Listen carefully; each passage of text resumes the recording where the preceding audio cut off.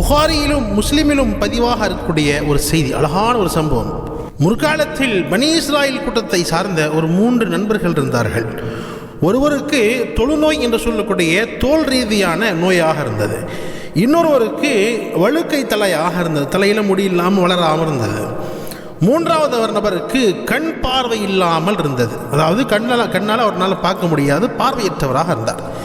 அல்லாஹ் ஜல்ல ஷானுஹு தஆலா இந்த 3 நபர்களையும் சோதிக்க வேண்டும் என்பதாக அல்லாஹ் ஆசைப்பட்டான்.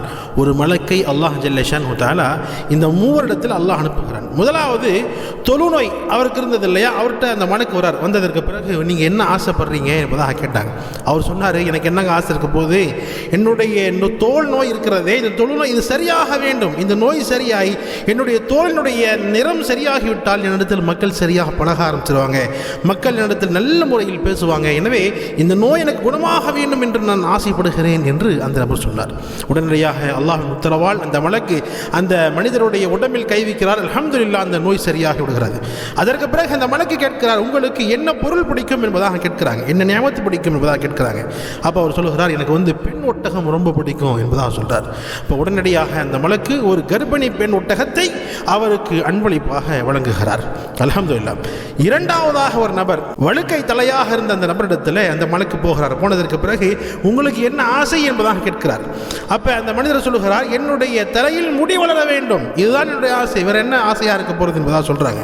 உடனடியாக அல்லாஹ்வின் உத்தரவால் அந்த மலக்கு அந்த மனிதருடைய தலையில் கை வைக்கிறார். வைத்ததற்கு பிறகு உடனடியாக அவருடைய தலையினுடைய முடிகள் சரியாகிறது. அல்ஹம்துலில்லாஹ். உடனடியாக அந்த மலக்கு கேட்கிறாங்க, உங்களுக்கு என்ன நியமத்துகள் பிடிக்கும் என்பதாக கேட்கும் பொழுது அவர் எனக்கு பசுமாடு பிடிக்கும் என்பதாக சொல்கிறார். சுப்ஹானல்லாஹ். அப்ப உடனடியாக அல்லாஹ்வுடைய உத்தரவால் அந்த மலக்கு அந்த மனிதருக்கு ஒரு கர்ப்பிணி பசு மாட்டை அன்பளிப்பாக வழங்குகிறார். சுப்ஹானல்லாஹ்.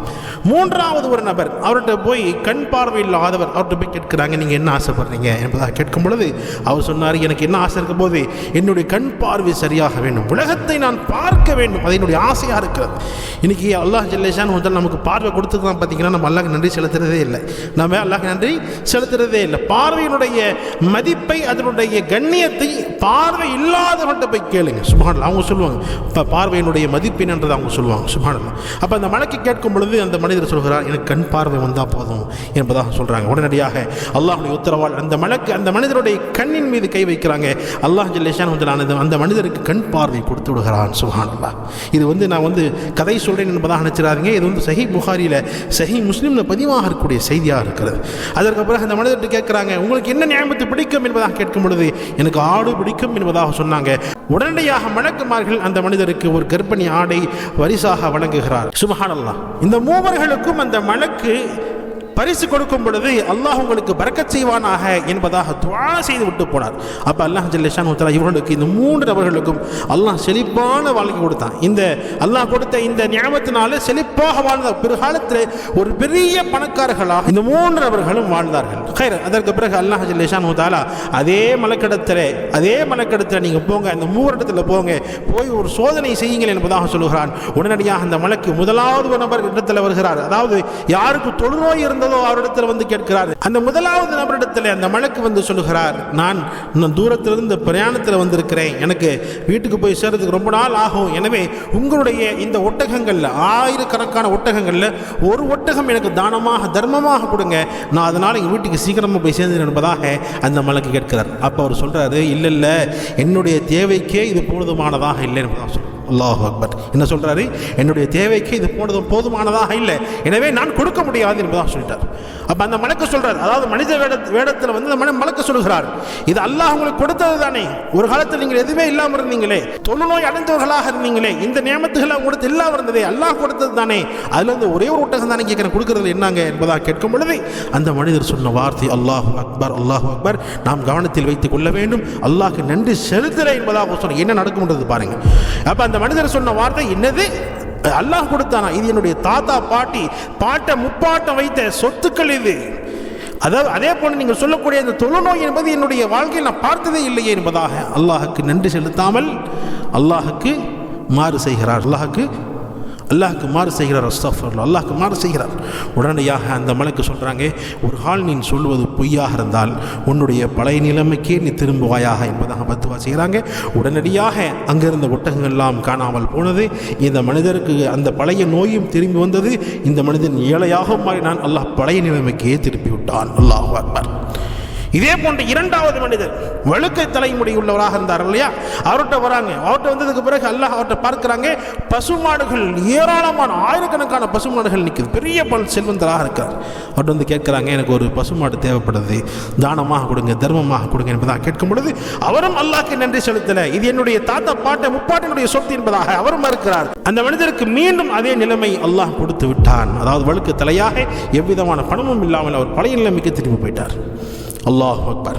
மூன்றாவதாக கண் பார்வை இல்லாதவர் ஒருத்தருந்தார் இல்லையா, அவர்கிட்ட வராங்க. வந்ததற்கு பிறகு அந்த மலக்கு சொல்கிறாங்க, எனக்கு ஒரு தேவை இருக்கிறது, உங்களுடைய இந்த ஆயிரக்கணக்கான ஆடுகள்லேருந்து ஒரு ஆட்டை கொடுங்க, சதகாவா செய்யுங்க, தான தர்மமாக கொடுங்க என்பதாக கேட்கும் பொழுது அந்த மனிதர் மூன்றாவது கண் பார்வை இல்லாதவராக இருந்தார் இல்லையா, அல்லாஹ் கண் பார்வை கொடுத்தான் இல்லையா, அவர் சொன்ன அந்த வார்த்தை என்று சொன்னால், இதோ பாருங்க முன்னால் ஆயிரக்கணக்கான ஆடுகள் நிற்கிறது, உங்களுடைய தேவை எவ்வளவோ எடுத்துகிட்டு போங்க, இதுவெல்லாம் என்னுடைய ரப்பு கொடுத்தது தான். ஒரு காலத்தில் நான் இதுவெல்லாம் எதுவே இல்லாமல் இருந்தேன், கண் பார்வை இல்லாமல் இருந்தேன், இதெல்லாம் என்னுடைய ரப்பு கொடுத்ததுங்க.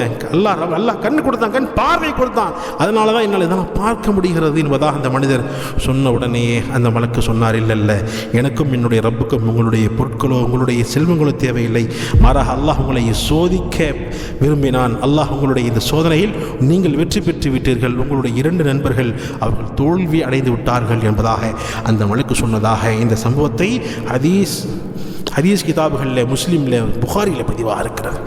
கணித்திற்குரியவர்களே, அல்லாஹ் குர்ஆன் சொல்லும் பொழுது லஇன் ஷகர்தும் லஅஸீதன்னகும், அல்லாஹ் சொல்கிறான், நான் கொடுத்த நியமத்துகளில் நீங்கள் நன்றி செலுத்தினீர்கள் என்பதாக சொன்னான். அதை இரட்டிப்பாக அதிகப்படுத்தி நான் தருவேன் என்பதாக அல்லாஹ் சொல்கிறான். லஅஸீதன், அல்லாஹ் அதிகமாக கொடுப்பேன் என்பதாக அல்லாஹ் சொல்கிறான். நியமத்தை அல்லாஹ் கொடுத்ததுனா நன்றி செலுத்துங்க. இல்லை எப்போ பார்த்தாலும் இல்லை புலம்பிட்டு இருக்கிறது, இருக்குதுன்னு சொல்லுங்க. அல்லாஹ் நீ கொடுத்துருக்கிற அல்ஹம்துலில்லாஹி அலா ஹால், எல்லா புகழும் அல்லாஹ்வுக்கே, எல்லா நேரமும் எல்லா புகழும் அல்லாஹ்வுக்கே என்பதாக அல்லாஹ்ட்ட நன்றி செலுத்துங்க.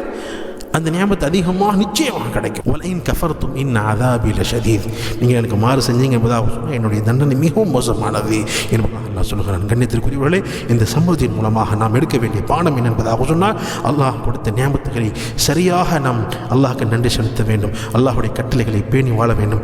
எத்தனையோ நபர்கள் இந்த கண் இல்லாமல் இருக்கிறார்கள், எத்தனையோ நபர்கள் காது கேட்க முடியாமல் இருக்கிறார்கள், எத்தனையோ நபர்கள் கால் இல்லாமல் நடக்க முடியாமல் இருக்கிறார்கள், எத்தனையோ நபர்களுடைய சுய சிந்தனையால் அவர்கள் வேலை செய்ய முடியாத அளவுக்கு அவர்கள் பாதிக்கப்பட்டு இருக்கிறார்கள். எத்தனையோ நபர்களுக்கு நம்மிடத்தில் இருக்கக்கூடிய ஆயிரக்கணக்கான நியமத்துக்கு இல்லாமல் வாழ்ந்து கொண்டிருக்கிறார்கள். அல்லாஹ் நமக்கு எவ்வளவோ கொடுத்ததற்கு பிறகு நம்ம இல்லை என்பதாக அல்லாஹ்க்கு நன்றி செலுத்தாமல் வாழ்ந்தோம் என்பதாக சொன்னால் அதுக்கு என்னங்க காரணம்?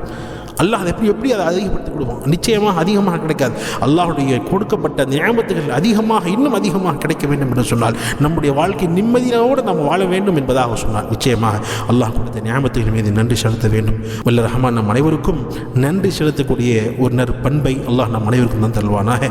காலம் முழுக்க அல்லாஹ்வை சரியாக விளங்கி சுன்னத் ஷரியத் பிரகாரம் சரியாக நடந்து வாழும் பொழுதும் ஈமானோடு மரணிக்கும் பொழுதும் ஈமானுடைய மரணிக்கக்கூடிய பாக்கியத்தை அல்லாஹ் நம் அனைவருக்கும் தான் தருவானாக. ஆமீன்.